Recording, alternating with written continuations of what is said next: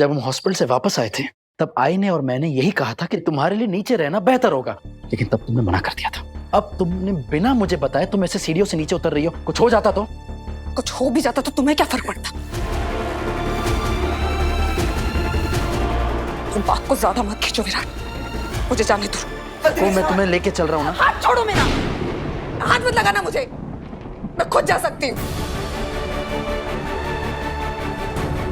ये कोई वक्त है बहस करने का? खुद की हालत देखो, आज ही तुम्हारा डिस्चार्ज हुआ है। अब प्लीज भगवान के लिए अपना गुस्सा इस पर मत निकालो। चलो। मम्मा मैं तो आपको छोड़ सकता हूँ ना? चलो मैं आपको छोड़ देता हूँ।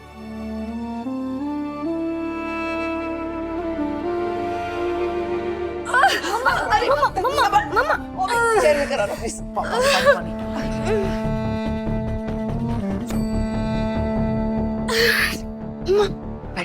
बैठ जा।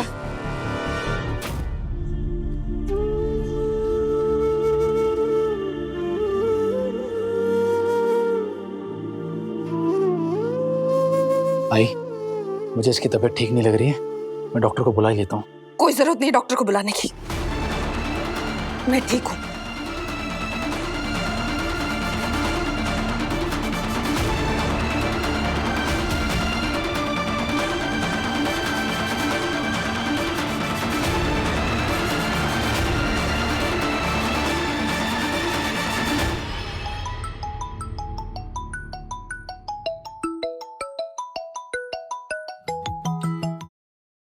हाँ वीनू पाड़ा। हेलो डॉक्टर आंटी, मम्मा की तबीयत बहुत खराब हो रही है, प्लीज आप जल्दी से आ जाओ ना। वीनू लेकिन एग्जैक्टली बताओ क्या हो रहा है उन्हें? पता नहीं डॉक्टर आंटी, मम्मा को बहुत खून आ रहा है और उन्हें दर्द भी बहुत हो रहा है। प्लीज आप जैसे आपने हॉस्पिटल में उन्हें ठीक किया था वैसे आप यहाँ पे भी कर दो ना। प्लीज डॉक्टर आंटी आप यहाँ पे आ जाओ ना हमारे घर पे। वीनू पाड़ा प्लीज रोना बंद करो, आप ब्रेव बॉय हो ना। अब अपनी मम्मा का अच्छे से ख्याल रखो, मैं अब भी आई। ओके।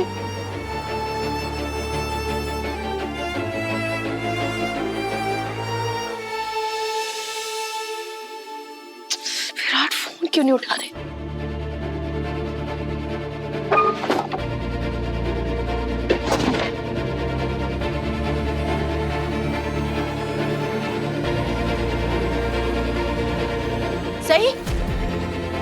सही कहाँ जा रही है? सही इतनी रात में कहाँ?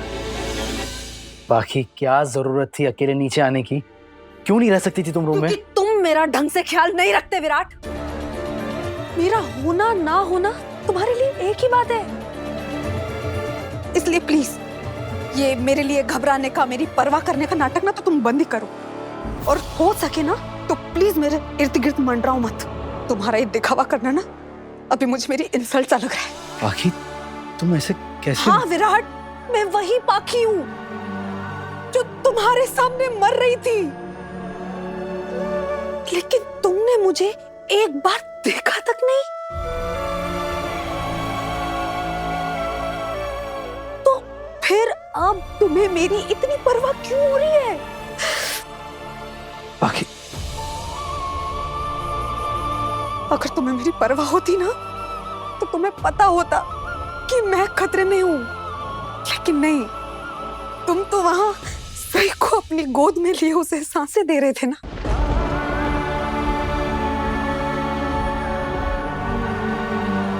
तुम्हारे लिए मेरी सांसों की तो कोई अहमियत ही नहीं है। तुम्हें तो याद भी नहीं है कि मैं भी थी वहां। बाकी मेरा यकीन करो, मुझे वाकई नहीं पता था कि तुम बस में हो। अगर पता हो... तुम्हें तो ये भी नहीं पता है विराट कि मैं तुम्हारी जिंदगी में भी हूँ। मैं तो तुम्हें कभी नजर ही नहीं आई, तो फिर तुम्हें मेरी इतनी परवाह क्यों हो रही है अब? हाँ, तुमने आज तक मुझे झूठे वादों के अलावा और दिया ही क्या है? एक बार नहीं, दो बार नहीं, हर बार तुमने मुझे झूठे दिलासे और धोखे दिए हैं। और जब भी साबित करने की बारी आती ना तो बाजी सही मार जाती है, और तुम दिखा ही देते हो कि तुम्हारे लिए सिर्फ और सिर्फ सही मायने रखती है।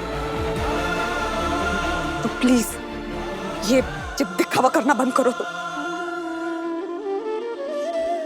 और तुम प्लीज चले जाओ यहाँ से। मेरा अभी तुमसे कुछ बहस करने का मूड नहीं है।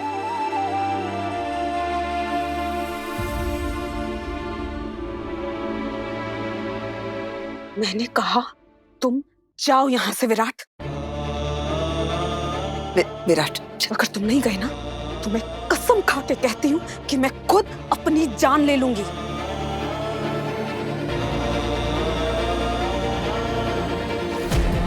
वैसे भी उधार की जिंदगी है। पता नहीं भगवान ने मुझ पर इतना बड़ा कर्ज क्यों चढ़ाया, क्यों बचा लिया मुझे। तो मेरा जीने का भी दिल नहीं करता। काश मैं मर गई होती। बाकी प्लीज ऐसा पत्र लिखा? ओह गॉड, इसका तो बहुत खून बह रहा है।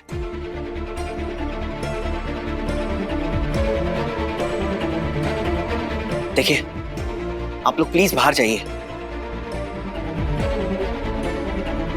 मैंने कुछ कहा ना आप लोगों से? प्लीज बाहर जाइए कमरे से, प्लीज। चला।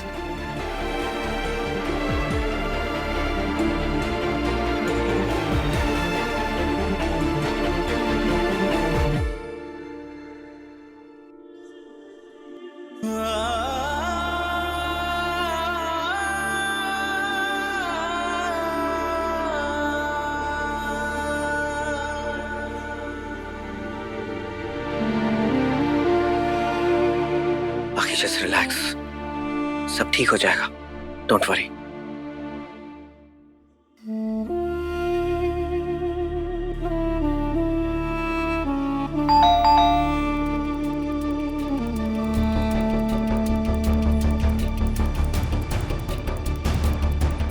ओके, मैं देखता हूँ।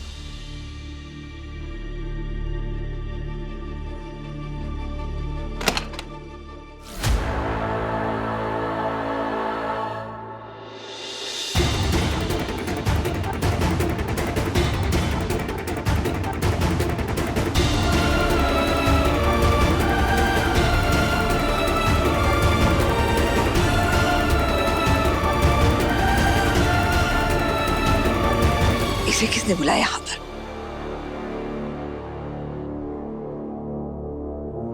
हंसलेखा की तबीयत कैसी है? तकलीफ में है, बहुत दर्द हो रहा है उसे। लेकिन तुम यहाँ आधी रात को क्या कर रही हो? मुझे वीनू का फोन आया था, बेचारा बहुत रो रहा था, परेशान था, कह रहा था कि मम्मा की तबीयत ठीक नहीं है, उन्हें बहुत दर्द हो रहा है और खून भी निकल रहा है। मैं देख लेती हूँ। हाँ, रुको सही।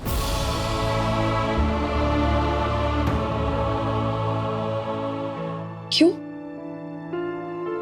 मैं देख लेती हूँ ना। पुलकित है अंदर, तुम चिंता मत करो। शुक्र है कि पुलकित सर पहुंच गए। लेकिन ये सब हुआ कैसे?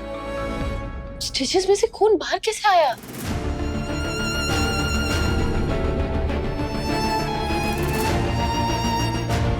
अभी नहीं समझा पाऊंगा मैं।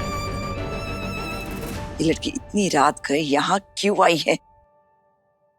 इसे पता है ना कि पत्रलेखा इसकी वजह से परेशान है। जिस औरत के ख्याल से पत्रलेखा इतनी परेशान हो जाती है, अगर उसे पता चलेगा कि यहाँ इस घर में ये मौजूद है तो पता नहीं उस बेचारे पर क्या गुजरेगी। मैं इस लड़की को घर में नहीं आने दूंगी। अच्छा, मैं खुद देख लेती हूँ। मैंने मना किया ना, अंदर नहीं जा सकती तुम। मैं सिर्फ एक बार पुलकित सर से फॉलो अप ले लूंगी उनकी हेल्थ का। कह दिया ना मैंने, अंदर नहीं जा सकती तुम। क्यों नहीं जा सकती? मिसेस अवान मेरी पेशेंट है। वो तुम्हारी पेशेंट नहीं है, वो पुलकित की पेशेंट है और वो उसका इलाज कर रहा है।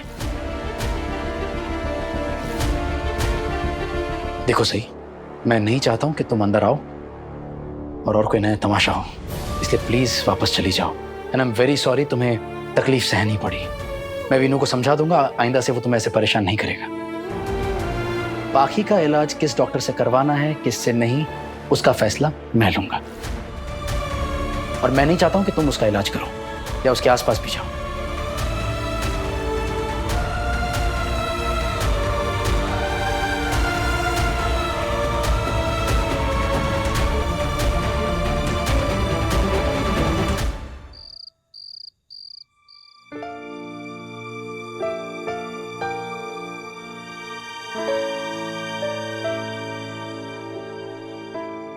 कॉफी। अरे काबर तो इसके लो।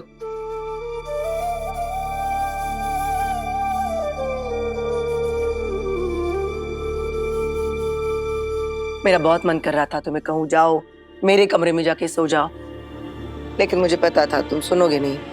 जिस तकलीफ में पाखी है ऐसे में मैं सो कैसे सकता हूँ माही?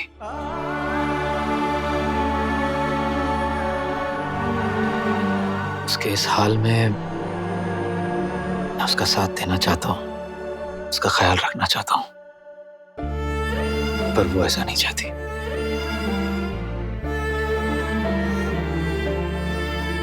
मैं उसके साथ नहीं तो कम से कम उसके पास तो रह ही सकता हूँ। बरोबर है, एकदम बरोबर। क्या रिश्ते होते हैं ना ये, सच में। दो लोग जब इस गठबंधन में बन जाते हैं ना तो साथ रह के ना ऐसे वो तुम मैं ऐसे कब हम बन जाते हैं उन्हें खुद को भी पता नहीं चलता, है ना। प्यार ऐसे ही होता है, बहती हवा के जैसा, दिखती नहीं है ना ऐसी। प्यार भी दिखता नहीं है लेकिन होता जरूर है ना। प्यार को करना चाहिए लेकिन कभी कभी इस प्यार को जताना भी जरूरी होता है।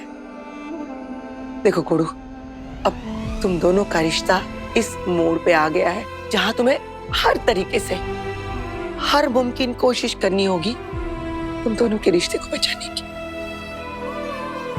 समझता है का?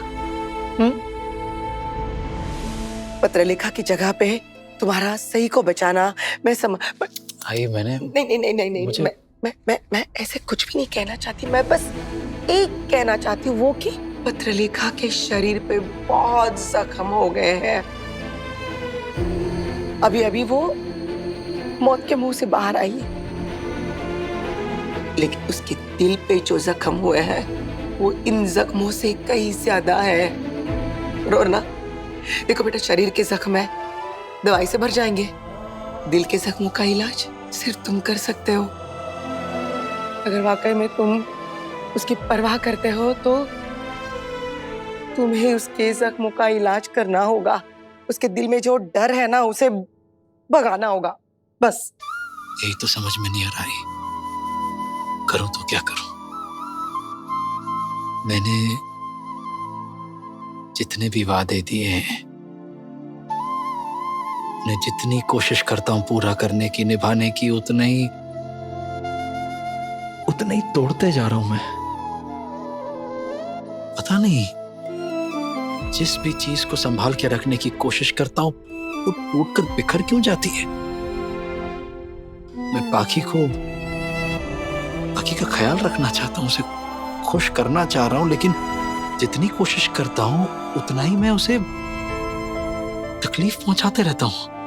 बावट, अरे बेटा, दिल तो वही दुखाते हैं ना जो दिल के अंदर बसते हैं, और पत्रलेखा के दिल के अंदर तुम हो।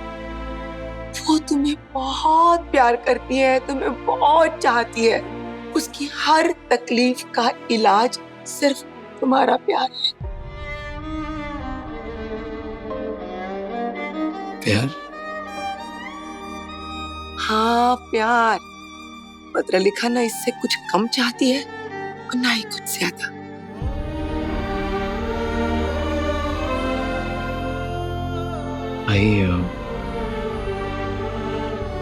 लेकिन मैं बाकी के लिए ऐसा महसूस नहीं करता, और अब शायद मैं किसी को उस तरह से प्यार कर ही नहीं सकता। दिल के फैसले इंसान के बस में नहीं होते हैं। ये दिल अब फिर कभी किसी पर आ नहीं सकता।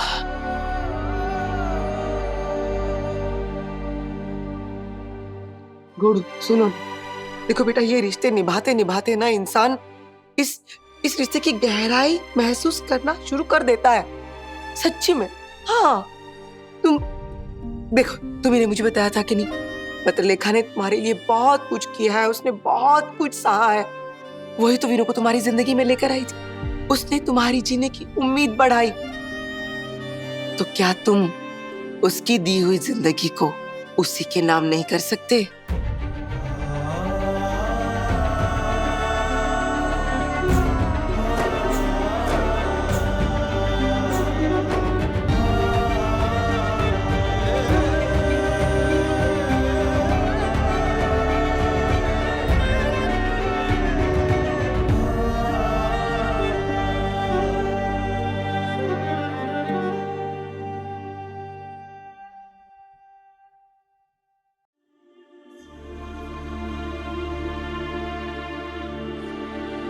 अब मुझे पता है मुझे क्या करना है।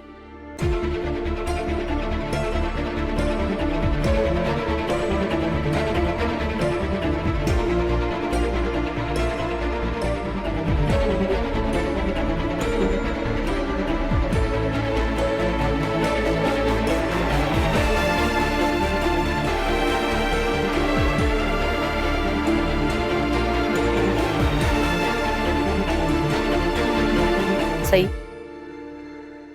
चल क्या रहा है तेरे दिमाग में? देख बाड़ा, गुस्से में आके ना कोई गलत कदम मत उठा लेना।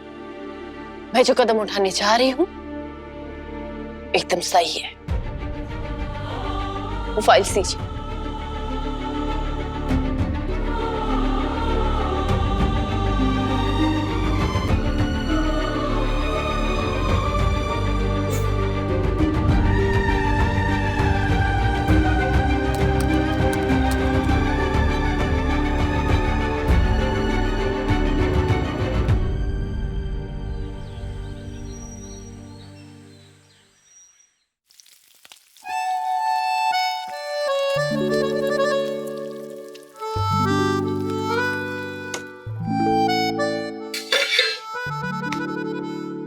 विराट, बड़ा सुबह सुबह रसोई में क्या कर रहे हो?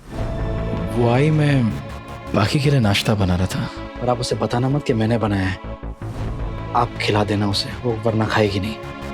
अच्छा, साइड टेबल पे मैंने दवाइयाँ रखी हैं। उसमें से ग्रीन कलर की दवाई है, नाश्ते से पहले देना है।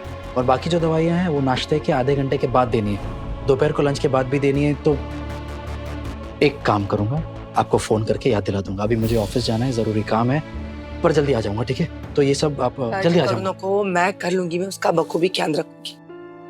Thank you. चलिए।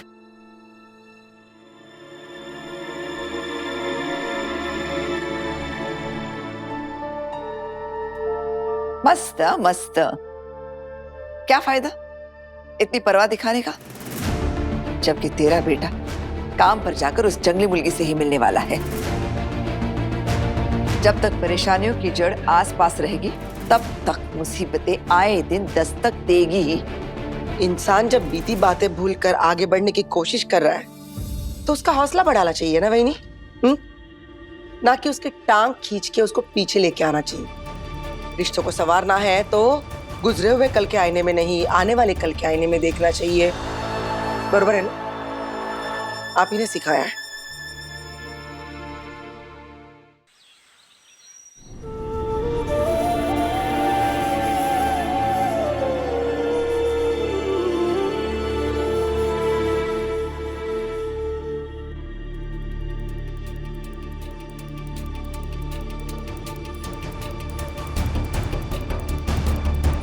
मैं रिजाइन करना चाहती हूँ।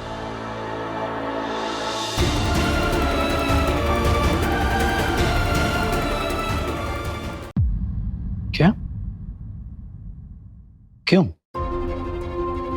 मैं आपको पहले दिन से कह रही हूँ कि मेरे और सभी के यहाँ रुकने से सबकी जिंदगी में उलझनें बढ़ जाएंगी, और वैसा ही हुआ। अंजाम आपकी आंखों के सामने है। मिसेस अवान के मन में जो भी इनसिक्योरिटीज थी वो अब इस हद तक बढ़ गई है कि बात उनकी जान पर आ बनी है। और मैं आपके साथ काम करके उनके मन के तूफान को और नहीं बढ़ाना चाहती। पिकनिक पे जो कुछ भी हुआ उसकी वजह से उनके मन में कई सवाल खड़े हो गए हैं। उनकी मन की उलझने और बढ़ गई हैं। इसलिए मैंने फैसला किया कि मैं रिजाइन कर दूंगी।